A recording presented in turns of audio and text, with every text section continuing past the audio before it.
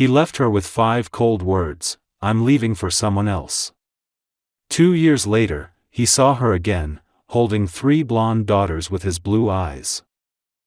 Sophie Brooks had always believed that love ended with closure, a final conversation, a tearful goodbye, some kind of mutual understanding that what once mattered no longer could.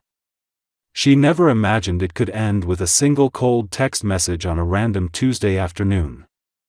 But that was exactly how her world fell apart. She had been finishing a presentation for Harrison's upcoming investors meeting when her phone buzzed on the table beside her. Without looking, she assumed it was him, letting her know he would be late again or that dinner plans were changed. Instead, she saw 8 words that made her vision blur: "I'm leaving for someone else. Don't call me." It didn't sound like him. Not the man who kissed her forehead every morning before work. Not the man who rested his chin on her shoulder while she cooked and told her he was lucky to have found her. Not the man she had planned a future with. She stared at the message so long that the phone dimmed, but the words remained burned into her eyes. She tried calling him, once, twice, 6 times. Each went straight to voicemail. His presence in her life, which had once felt so permanent, vanished like smoke. His spare key was gone from the hook by the door. His suits were missing from the closet. The framed photo of the 2 of them from their trip to San Francisco, one where he smiled genuinely, soft and unguarded, was turned face down on the shelf. It was as if he had swept every trace of himself out of her life before pressing send. Sophie collapsed to the living room floor, her fingers tangled in her dark brown hair as sobs choked her. The apartment suddenly seemed enormous and unbearably empty. Her mind raced with every memory: the night they met at a business conference when he complimented her intelligence instead of her looks, the first time he told her she made him believe in softness, the promises whispered in a quiet bed at midnight. She had trusted him with every vulnerable corner of her heart. She had believed love made her stronger.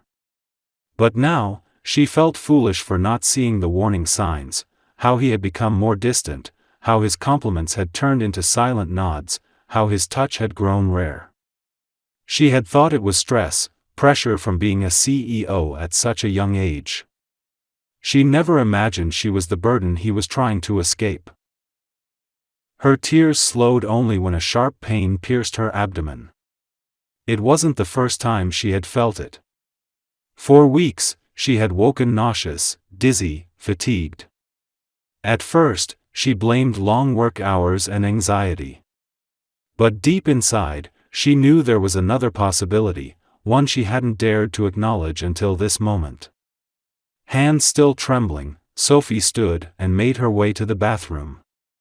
She opened a drawer and took out the pregnancy test she had bought 3 days earlier. She sat on the cool tile floor, heart pounding as she waited for the result. When the digital screen displayed the words she had both feared and hoped for, she let out a shaky breath. Pregnant. Her tears returned, but they were different now, not just of heartbreak, but of overwhelming responsibility. She pressed her hand to her stomach, as if she could suddenly feel life moving beneath her skin. She imagined the moment she would have shared the news with him. She pictured his shock turning into excitement, his hands gently covering hers, his promise that they would figure it all out together. Instead, she was alone. More alone than she had ever felt in her life. And even though she wanted to scream, to beg for him to come back, she wiped her face and forced herself to breathe.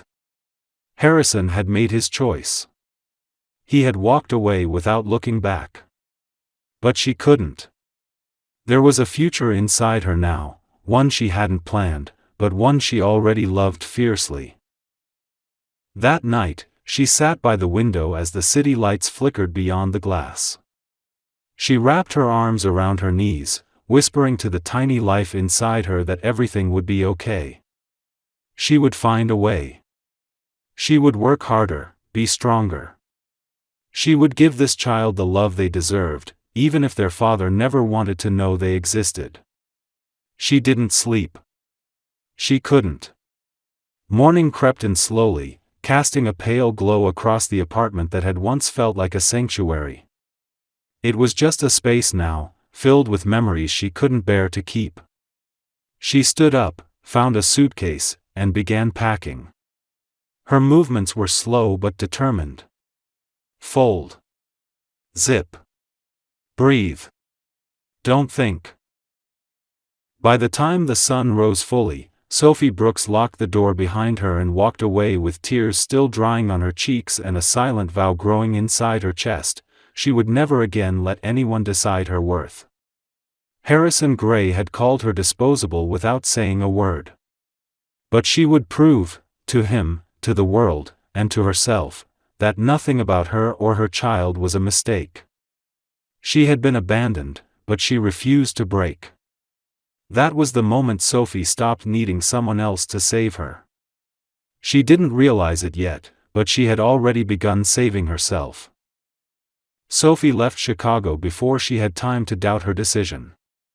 She couldn't stay in the city where every street and every coffee shop felt like a reminder that she had not been enough for the man she once believed she would marry. She packed what she could fit into one suitcase, sold most of the furniture online for cash, and used her remaining savings to buy a bus ticket to a small town in Wisconsin she had picked almost blindly from a map. It was the kind of place she used to imagine when she needed to breathe: quiet streets, modest homes, friendly smiles instead of hurried glances. It felt safer. It felt like somewhere she could disappear long enough to rebuild herself. She rented a tiny cottage on the outskirts of town, one bedroom barely large enough for a bed and dresser, a kitchen with outdated appliances, and thin walls that let in too much winter air. But the windows looked out onto a forest instead of skyscrapers, and at night she could hear wind through the trees instead of traffic and sirens. It wasn't much, but it was a beginning. She found a job almost immediately at a local bakery, even though the pay was low and the hours early. She would arrive before dawn, kneading dough while morning frost hugged the windows, forcing her tired body to keep moving even when her heart still ached from everything she'd left behind. The pregnancy was far more exhausting than she had imagined. The nausea clung to her throughout the day, and her belly grew faster than seemed normal. At her second appointment at the tiny clinic, the doctor frowned thoughtfully at the ultrasound screen. Sophie held her breath, terrified that something was wrong. When the doctor finally spoke, her tone was cautious but kind: "There's more than one heartbeat." The words hung in the air like a puzzle Sophie couldn't quite piece together. It wasn't until the doctor rotated the monitor slightly and pointed to 3 tiny flickering lights that the truth hit her like a tidal wave. Triplets. 3 babies. 3 lives. It felt impossible. It felt terrifying. It felt like a miracle and a burden at the same time. The news forced Sophie into survival mode. She budgeted every dollar to the point of obsession. She bought her maternity clothes at thrift stores, choosing the cheapest items she could find even if they were worn. She set up a small spreadsheet on her cracked laptop, calculating future expenses with trembling hands: diapers, formula, clothing, medical bills. The numbers made her dizzy. But every kick inside her reminded her she wasn't allowed to give up. When her legs swelled, when her back screamed in pain after hours of standing in the bakery, she would place her palms gently on her stomach and whisper, "It's okay, babies. We'll get through this. I promise." Her belly grew so large that even strangers noticed early on. They would smile and ask if she was excited, if she knew the genders, if the father was thrilled. Sophie learned to swallow her hurt and smile back. She didn't talk about Harrison. She didn't owe the world her pain. But loneliness found her anyway. At night, she lay awake, staring at the dim glow of her alarm clock, terrified that she'd fail them. She practiced deep breathing when anxiety made it hard to think. She stopped calling her parents after they once again dismissed her with, "You made your bed, Sophie." She accepted that her children would be born into a family of 4, and that she alone would be their anchor. That winter was harsh. Snow piled against her door and cold crept under every windowpane. But she moved forward, step by step, day by day. Some mornings she woke feeling strong, ready to take on the world. Others she cried into her pillow before forcing herself up again. She often wondered whether Harrison ever thought of her. She doubted it. The man who'd sent that message felt like a stranger now, someone polished and heartless and distant enough to erase her with a text. She told herself that his absence was a blessing. Better a cut from a clean blade than a slow poison from a toxic love. The night her water broke, the sky was dark and heavy with snow. The pain came like a hand gripping her spine, and panic set in so fast she could barely breathe. She called an ambulance because she had no one else. The blur of the hospital, bright lights, cold hands, rushed instructions, felt like a nightmare she was drifting through. Triplets wanted out earlier than expected. The delivery was long, complicated, and terrifying. There were moments she thought she wouldn't survive. But then she heard the first cry. Then the second. Then the third. Lily. Luna. Lex. Sophie saw them only briefly before they were rushed to the NICU, 3 tiny miracles wrapped in wires and surrounded by machines that beeped like fragile heartbeats. They were impossibly small, impossibly beautiful. All 3 had blonde fuzz on their heads and eyes as blue as a summer sky, even though they barely opened them. She cried, not from sadness, but from a love so fierce it frightened her. She reached through the incubator's window to touch their little hands, fingers no larger than seeds curling instinctively around her pinky. The hospital kept Sophie for several days, but even after she was discharged, she refused to leave. She sat beside the incubators every hour she was allowed, reading aloud picture books she borrowed from the library and singing songs she barely remembered from her childhood. Nurses tried to coax her back to her room to rest, but she stayed rooted in that chair, watching every breath her daughters took. Weeks later, when the girls were finally strong enough to go home, the nurse helped Sophie buckle them into 3 mismatched car seats someone had donated. Sophie looked into the back seat at her daughters bundled in hand-me-down blankets and promised them quietly, "You will never be unwanted. Not for a second. Not for a heartbeat. You are my family. You are my strength." She drove away from the hospital with fear in her throat and hope swelling in her heart. Her world had collapsed once. Now, she was rebuilding a new one lullaby at a time, one breath at a time, one tiny miracle at a time. Harrison Gray's life after Sophie's disappearance had the illusion of perfection. From the outside, he remained the picture of success. His name regularly appeared in business magazines, his company continued to expand internationally, and his social media presence was carefully curated with photos of private jets, oceanfront resorts, and champagne-drenched parties. There was always a woman on his arm, usually models or entrepreneurs who matched his world in status and ambition. To the public, Harrison was thriving, untouchable, the kind of man whose past was always clean and whose future was always golden. But behind the sharp suits and camera-ready smile, something had shifted in him. And though he refused to admit it to anyone else, he felt it every day. He had believed walking away from Sophie would be clean. Simple. Necessary. She had started wanting things, more time, more commitment, more vulnerability, and that made him uncomfortable in ways he hadn't wanted to examine.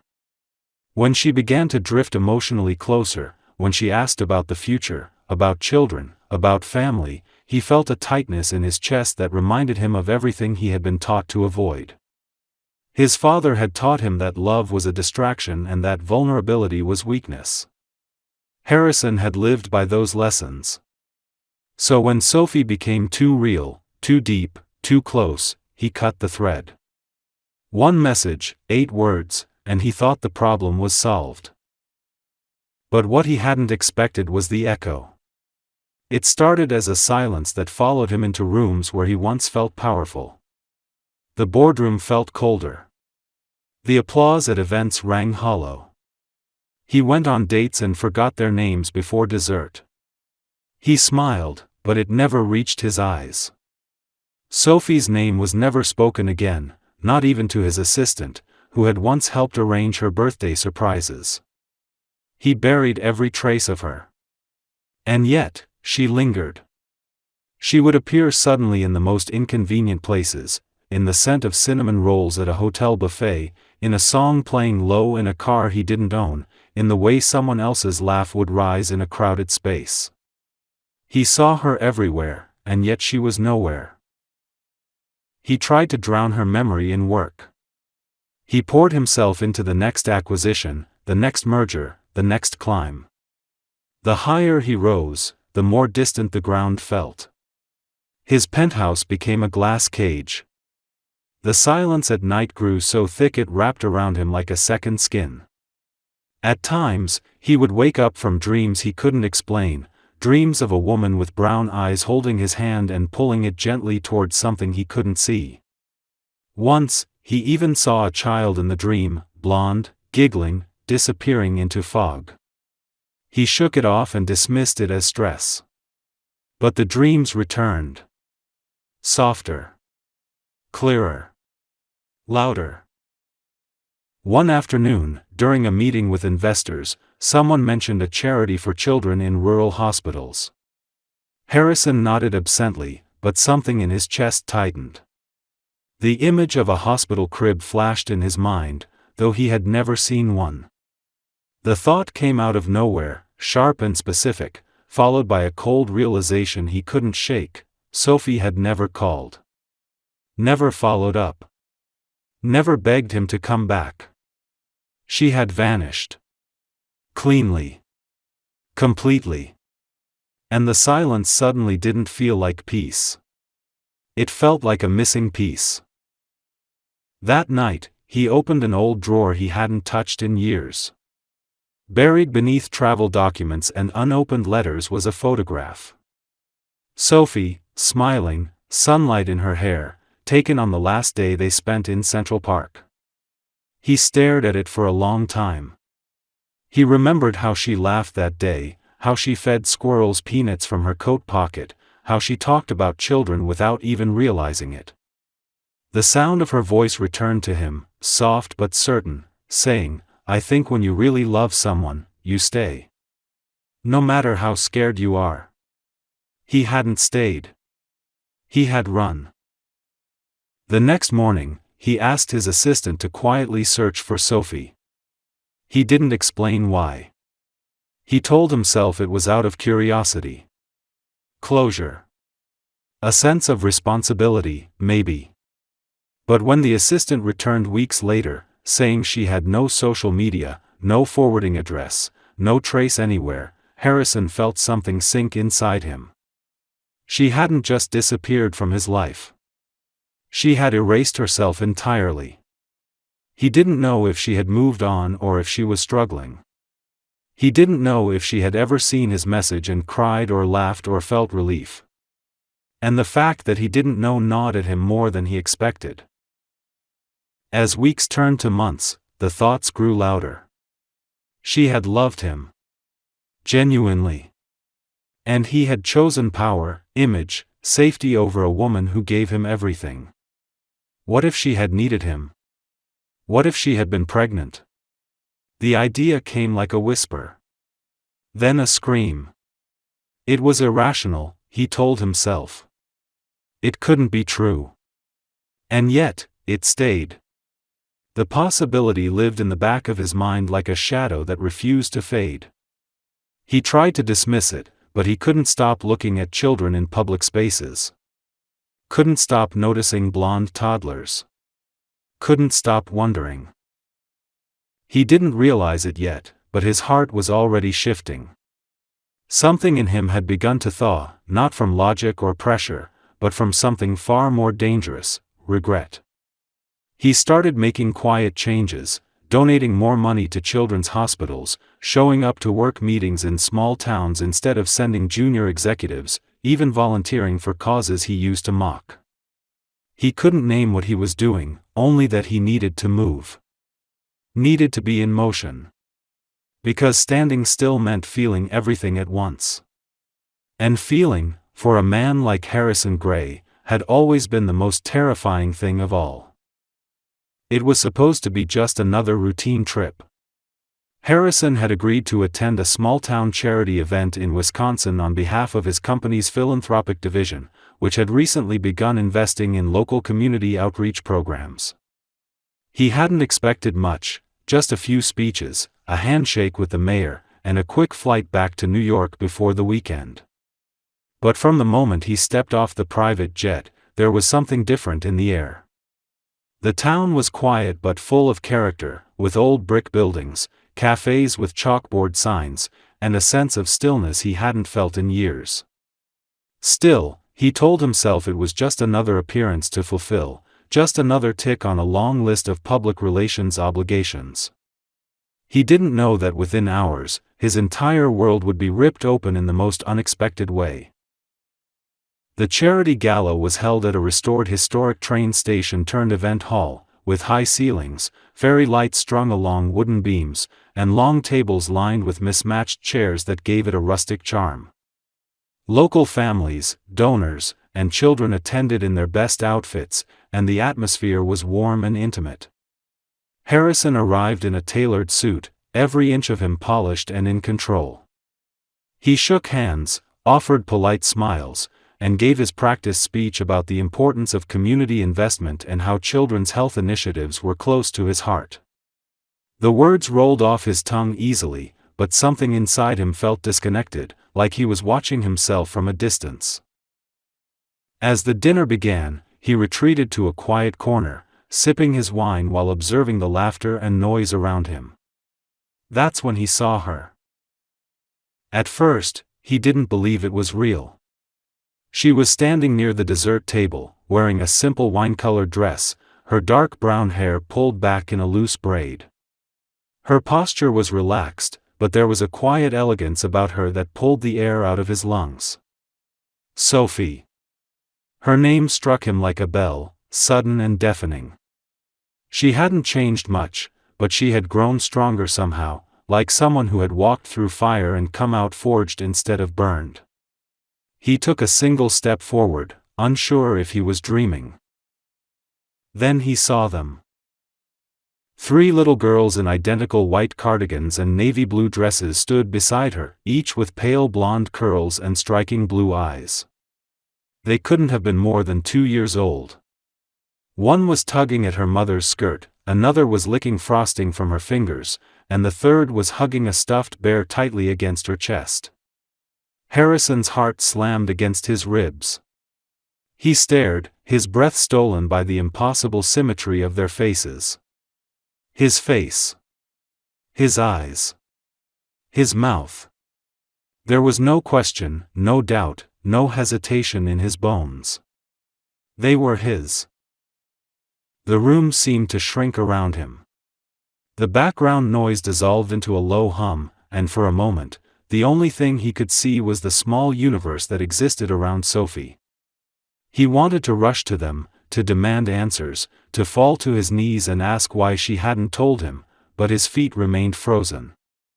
Sophie turned slowly, as if sensing the weight of his gaze. Her eyes met his across the room, and everything stilled. She didn't flinch. Didn't smile. Didn't look away. There was no fear in her eyes, only a deep, quiet calm that unnerved him more than any anger could have. He took a step toward her, and she immediately bent down to adjust one of the girl's shoes, as if dismissing him with a single movement. But it wasn't indifference. It was something colder, control. She was protecting them from him. That truth struck him harder than anything else. He waited until the dinner wound down, keeping his distance but unable to stop watching. Every small gesture between them gutted him. How Sophie touched their shoulders, whispered gently into their ears, laughed at their jokes. She had become the kind of mother who turned a room into safety. He realized, with a sharp pang of guilt, that she had done it all alone. No help. No support.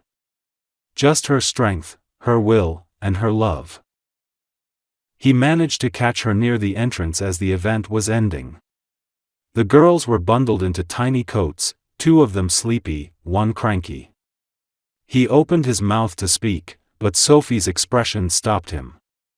"Not here," she said quietly. "Not in front of them." Her voice was even, not cruel. She didn't owe him that grace, but she gave it anyway. They stepped outside under the dim light of the entrance awning. Snow had begun to fall softly, dusting the sidewalk. Harrison searched her face, desperate for something to hold on to, but Sophie's eyes were unreadable. "They're mine," he said finally, his voice low. "Aren't they?" "Yes," she replied. Nothing more. No explanation, no apology, no rage. "Why didn't you tell me?" "Because you told me not to call. Because you said you were leaving for someone else. Because I was already invisible to you before I even knew I was pregnant." He had no words. None that could undo what had been done. Sophie turned to walk away, then hesitated. She looked over her shoulder and said, almost gently, "You're not the story they've grown up with, Harrison. You're not the reason they smile at night." And then she was gone. He stood in the cold watching her walk away, 3 little girls by her side, all bundled in matching hats, all of them walking toward a car that was too small and old for a woman who had once shared his penthouse. Harrison felt something break open in his chest. The man who had believed he could walk away without consequence, who had convinced himself that emotions were a luxury he couldn't afford, was gone. In his place stood someone hollowed by truth. His daughters existed. Sophie had raised them without him. And now, if he ever wanted a place in that world, he would have to earn it. From nothing. Without privilege. Without power. Just with the simple, human desire to be part of what he had once so carelessly thrown away. The days after the charity event felt like walking through a storm of everything Harrison had once tried to bury. He couldn't erase the image of Sophie standing there with those 3 little girls, his daughters. The haunting symmetry of their faces, the way they clung to her, the way she had looked at him not with anger but with clarity, left him reeling. For the first time in his life, Harrison Gray had no plan. No spreadsheet could calculate how to approach the woman he had hurt or the children who didn't even know he existed. But the one thing he was certain of was that he couldn't walk away again. Not now. Not after seeing what he had lost. He began visiting the small town under the guise of expanding his foundation's local outreach. He didn't announce his presence with press or make large donations that would draw attention. He arrived quietly, kept his distance, and asked no one for favors. He rented a small apartment on the edge of town, a place so unlike his penthouse in New York that he barely recognized himself in it. The floors creaked, the heater was unreliable, and the only view from the window was a row of naked trees. But it kept him close to them. Close to her. He learned their routines. Not by following them, but by walking past the local school each morning where he sometimes caught glimpses of the girls running to the door with their backpacks bouncing. He recognized their names now, Lily, Luna, and Lex, from the teacher's greeting that floated from the open classroom window. Each one had a different energy. Lily was cautious and curious, Luna giggled often and danced in place when excited, and Lex was fiercely independent, often stomping ahead of her sisters like a little storm. Harrison would watch from a distance, frozen by the aching realization that he had missed their first steps, their first words, their first birthdays. The weight of those lost moments nearly crushed him. He began volunteering at the community center where Sophie occasionally helped organize programs for single mothers. He kept their encounters brief, careful not to push. Sophie remained civil but reserved. She didn't scold or accuse him. She didn't cry or raise her voice. That, more than anything, made it harder. Her calm was like a wall built brick by brick from the years she had spent surviving without him. He knew he had no right to ask her for anything, but every time she looked at him, he silently pleaded for a crack in her armor. He didn't try to buy his way in. Instead, he showed up. Quietly. Consistently. He helped paint classrooms. He carried boxes of supplies into the daycare. He fixed a leaking pipe in the center's kitchen. He didn't do it for recognition. He did it because he needed to show her that he had changed, not with grand gestures, but with proof that didn't come with conditions. Sophie didn't speak much during those early weeks. But she saw him. She saw the man who showed up even when it snowed, who handed out art supplies to the children with a soft voice and rolled-up sleeves.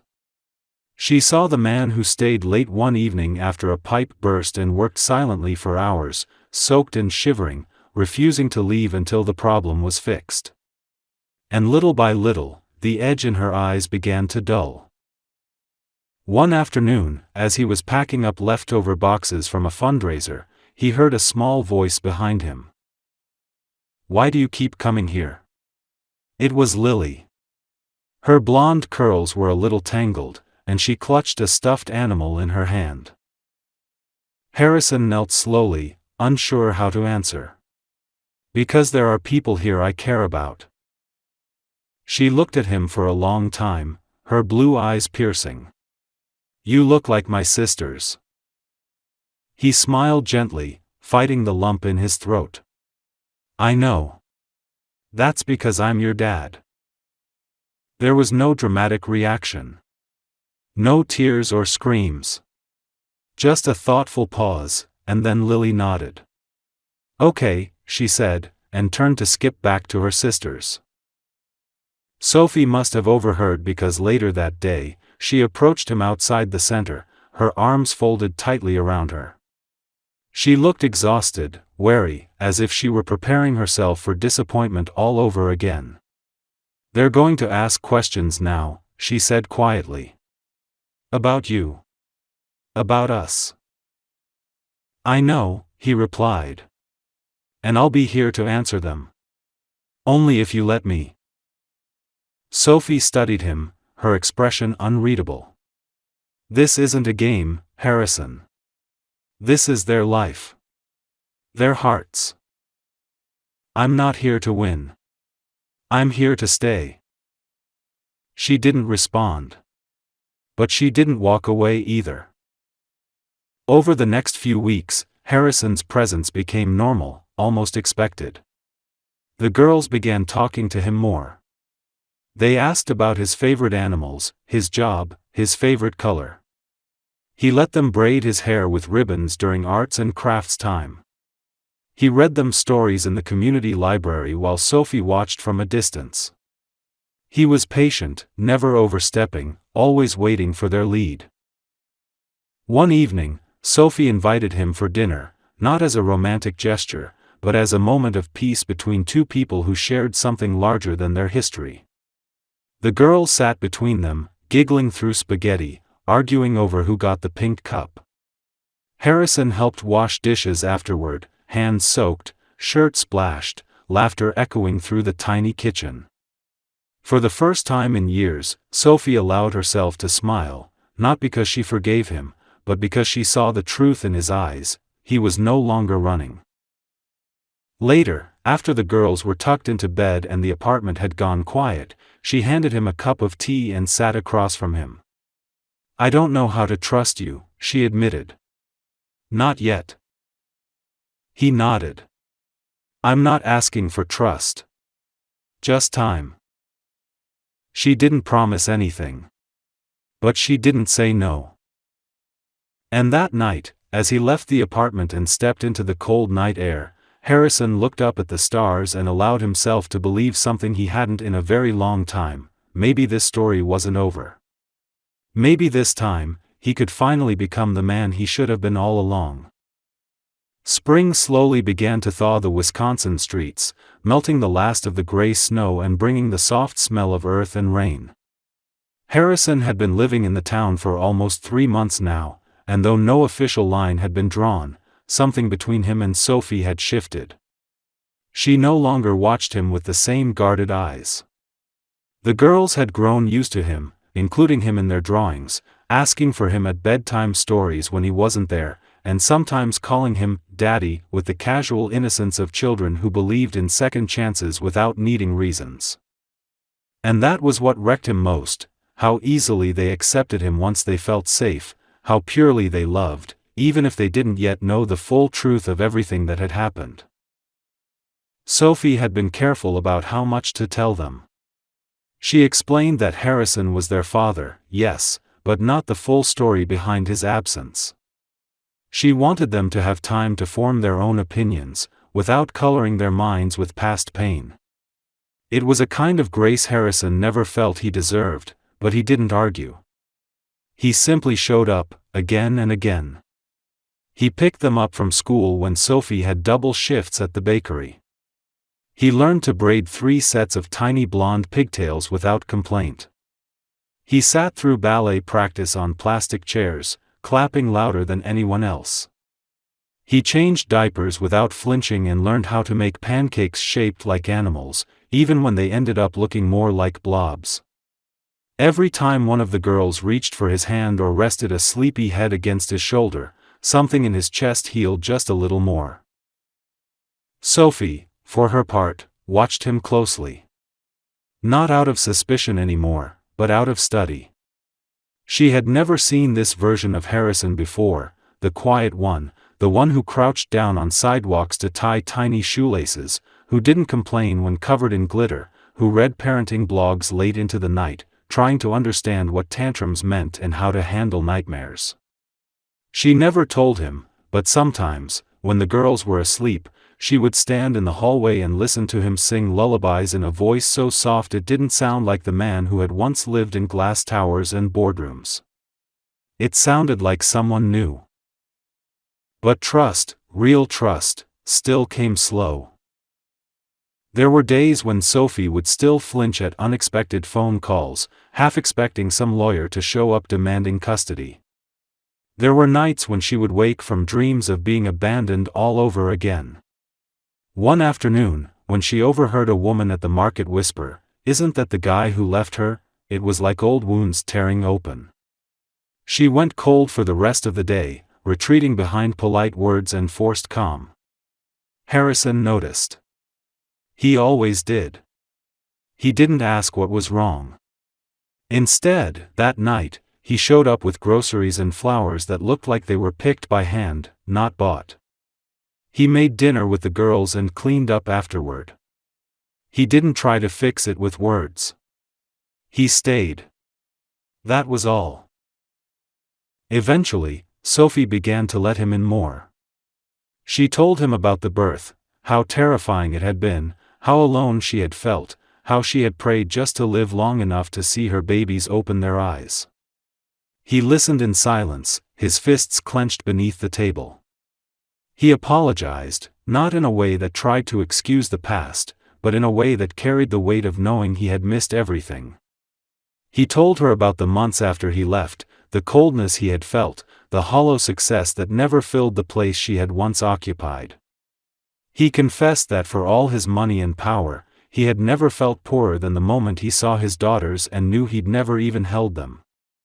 Sophie cried, not because it was dramatic, but because the honesty broke something open inside her that had been locked for too long. That night, they sat on the porch while the girls slept, the warm spring air wrapping around them like a tentative truce. She let her head rest against his shoulder for the first time in years. Neither of them spoke. The silence between them was no longer heavy. It was full of things not yet said, not yet healed, but waiting. Harrison didn't try to force a relationship. He didn't talk about the future. He let Sophie lead, and slowly, her steps began to move closer. They went for walks with the girls by the lake. They had dinner together most nights. Sometimes, when the girls were asleep, they would sit on the floor of the living room, sipping tea, and laughing about things they never got to share before. It was domestic, quiet, and imperfect, but real. One evening, Luna got a fever. Sophie panicked. Her hands trembled as she took Luna's temperature again and again, whispering that it couldn't go higher. Harrison stayed calm. He called the doctor, carried Luna into the car, and held her hand the whole way to the clinic. He didn't leave Sophie's side once. After Luna was treated and resting, he ran to the pharmacy, bought soup and medicine, and sat up all night on the couch, keeping an eye on all three girls while Sophie finally slept for the first time in 2 days.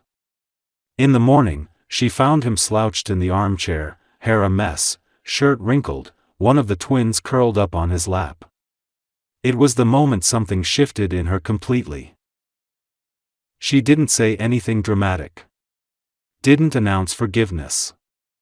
But when he opened his eyes and looked at her with that tired, helpless kind of love, she stepped forward, knelt beside him, and whispered, "You're doing it, Harrison.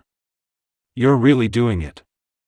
And for the first time since she had seen his name light up her phone with the message that ended everything, she saw not the man who had broken her, but the man who had begun to put her back together by loving not just her, but the daughters who had become their whole world. The emergency happened on a Tuesday, the kind of day that began quietly, without warning of how everything would change by nightfall. Sophie had woken up with a sharp ache in her side, but she brushed it off as nothing more than exhaustion. 3 toddlers, 2 part-time jobs, and a constant undercurrent of anxiety made physical pain feel almost routine. She got the girls dressed, packed their snacks, kissed their foreheads, and watched them run into their preschool classroom with messy pigtails and shining eyes.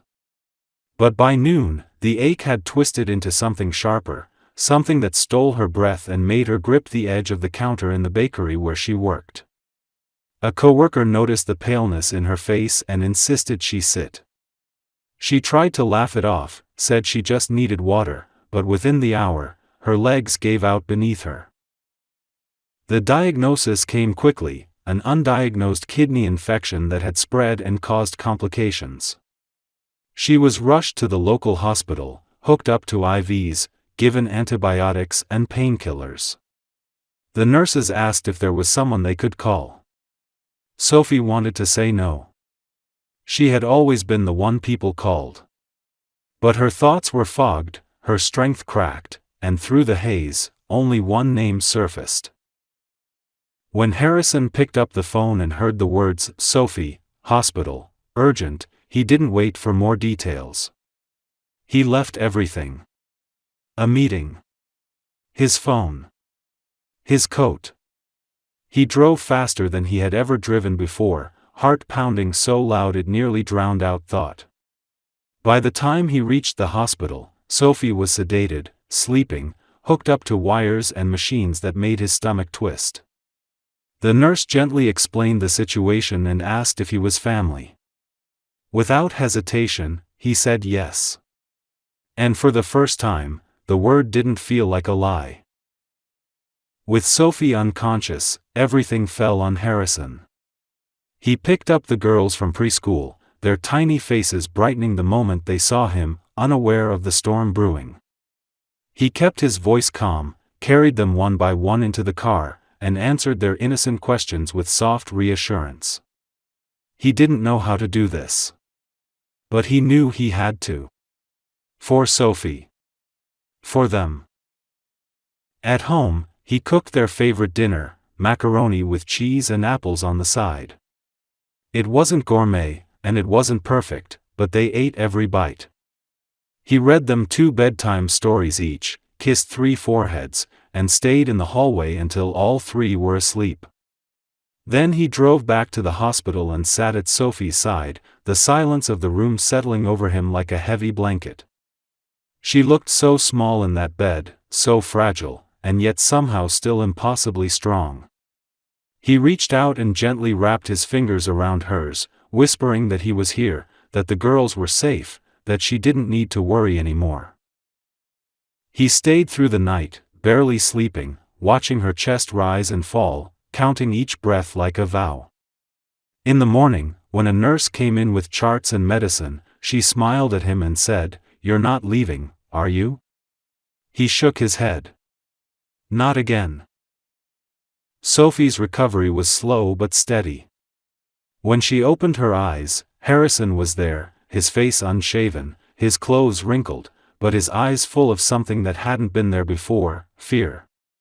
Not of failure, not of business deals or reputations, but of losing her. She didn't speak right away. She just stared at him, then at the flowers on the nightstand, the drawings the girls had made, taped clumsily to the walls. Finally, she whispered, "You stayed."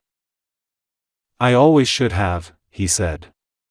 And for once, no other words were needed. For the next week, Harrison became everything. Father, caregiver, chauffeur, cook. He brought the girls to visit, held Sophie's hand when she was in pain, took notes from the doctors, asked questions she was too tired to form. The girls drew pictures every morning, scribbled hearts and stick figures with wild blonde hair and blue eyes, and handed them to the nurses proudly, declaring, "These are for our mommy." One afternoon, as he sat beside her bed, Sophie reached over and touched his arm. "I didn't think you'd come," she said softly. "Not really." "I didn't think I deserved to," he replied, voice rough. "But I would have crawled here if I had to." She looked at him, long and quiet. The wall she had built brick by brick over 2 years didn't crumble, it simply opened a small door. And through it, he walked carefully, not with promises, but with presence. Not with apologies, but with truth. After she was discharged, he moved into the guest room without being asked. He didn't push. He didn't assume. He made soup, folded laundry, let her sleep while he entertained 3 energetic girls with puppet shows and dance parties. He was no longer the man who once sent a text to end everything. He was the man who swept the floor after the girls spilled glitter, who cleaned muddy shoes with a toothbrush, who left notes on Sophie's nightstand that said things like, "You don't have to do this alone anymore." And slowly, Sophie believed him. It wasn't dramatic. It wasn't some movie moment where everything healed overnight. But it was real. And real was better than perfect. It was her reaching for his hand one morning without thinking. It was her letting him sit beside her on the couch without that space between them. It was her falling asleep against his shoulder after the girls' bedtime stories. And one night, when the girls were asleep and the house was quiet, she kissed him first. Not out of passion or nostalgia, but out of something deeper, a kind of peace that said, "We're not the same people we were." And maybe that's exactly why this can work now. Because what they had wasn't a restart. It was the beginning of something entirely new. Spring had finally arrived in full, washing over the small town with a kind of quiet magic, trees blooming in soft blush and ivory, sidewalks warmed by sunlight, and laughter from children echoing across open parks. For Sophie, life had taken on a rhythm that felt unfamiliar yet deeply right. After everything, the betrayal, the solitude, the fear, the fight, she now woke to mornings filled with peace instead of survival. It wasn't perfect. The memories still lingered, and trust still carried the weight of all it had cost to rebuild. But what filled the space between those old wounds was something stronger than resentment, forgiveness earned, not given freely, and a love that had been reborn not from romance, but from consistency, effort, and the choice to stay, every day. Harrison had become not just part of their lives, he had become home. The girls adored him with a purity that made Sophie ache.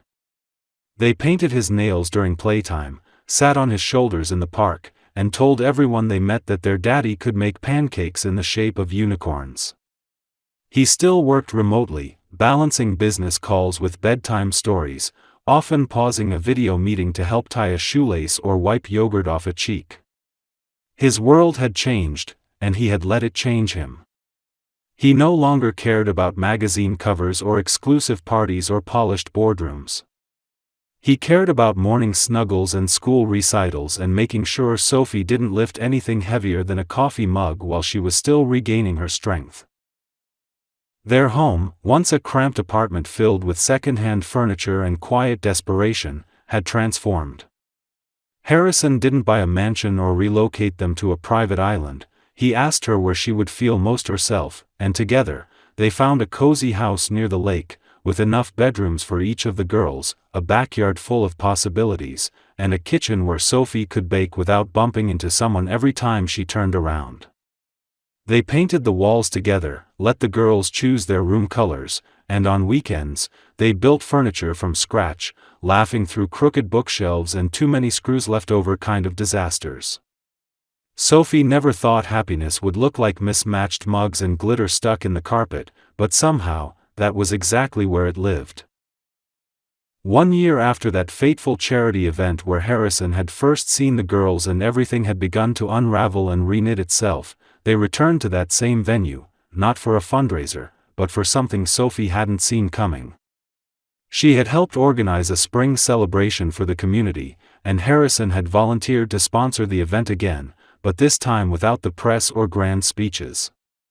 The hall was strung with lights and filled with flowers, music playing softly, and families gathered around long tables. Sophie stood at the dessert table, laughing as the girls handed out cookies she had baked, each one carefully frosted with pastel swirls. She didn't notice Harrison disappear. Not until she turned around and saw him standing in the center of the room, looking directly at her, heart in his eyes, and something else, nervousness, maybe even fear. The room hushed slowly, the way crowds always do when something real begins to happen. The girls were the first to gasp when they saw him lower himself onto one knee. Sophie froze. Not from fear, not from shock, but from the overwhelming wave of memory crashing through her. The old Harrison would have done something grand, loud, staged. But this man, the man who had learned how to love her with humility, said nothing for a long moment. Then, in the quiet, with her daughters watching and a room full of neighbors holding their breath, he finally spoke. "I'm not here to ask for forgiveness. You gave me that already in the quiet ways that matter most. I'm not here to make promises I can't keep. You've seen who I am now, and you know what I'm still learning to be. I'm not here to fix the past, because you already healed more of it than I ever could. I'm just asking for a chance.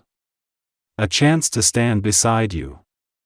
To wake up next to you, to raise our daughters together, and to live this life not as punishment for the mistakes I made, but as a celebration of what we've built in spite of them." Sophie didn't cry. She didn't tremble. She looked at her daughters, who had stopped in their tracks, clutching their cookie trays, eyes wide and gleaming. She looked back at Harrison, still kneeling, waiting, not begging, but offering. Not demanding, but hoping. And for the first time since her life had shattered into 3 small heartbeats and long nights of silence, she felt no fear at all. She nodded. "Yes," she said. Not a fairy tale yes, not the kind wrapped in fantasy or perfection, but a real one, rooted in scars and healing and the daily choice to love, even when it's hard. The girls squealed and ran to them, tackling Harrison in a hug that nearly knocked him over. Sophie bent down beside them, wrapping her arms around all 3, and around him, too.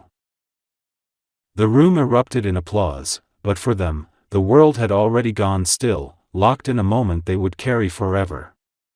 Later that night, back at home, Harrison tucked the girls in, read one more story than usual, and held Sophie's hand as they stood in the doorway, watching their daughters sleep. No part of their journey had been easy. It had been full of pain, sacrifice, and the kind of growth that only comes when everything else falls away. But here they were, together, not despite it all, but because of it. And this time, no one was walking away.